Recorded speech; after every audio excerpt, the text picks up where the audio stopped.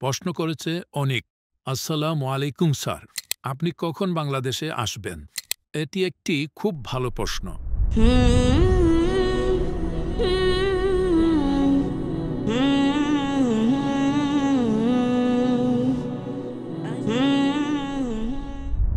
বিশ্বাস করুন, এটি এমন একটি দেশ যেখানে আমি যেতে চাই, আর ইনশাল্লাহ যাব। 2 বার যে আমার পাসপোর্টে বাংলাদেশের ভিসার স্টাম্প লাগানো হয়েছে, আমি যাইনি।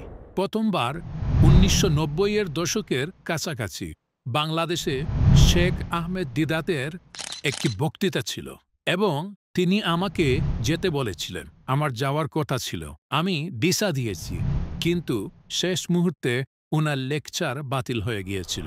এবং দ্বিতীয়বার 1913 সালের জানুয়ারিতে, তখন আমার মনে আছে, সৌদি আরব থেকে বাংলাদেশে আসার কথা, যখন আমি ভিসা স্টাম্প করি। কিন্তু তখন রাজনৈতিক পরিস্থিতি খুব একটা ভালো ছিল না, এবং সেই সময় তারা বলেছিল যে আপনি অনেক ভিড়ের মধ্যে পড়ে যাবেন, তাই আপনি বাংলাদেশে আসতে দেরি করলে ভালো হবে। আর এই জন্যই আমি দেরি করছি। এখন প্রশ্ন হলো, আমি বাংলাদেশে কবে আসছি?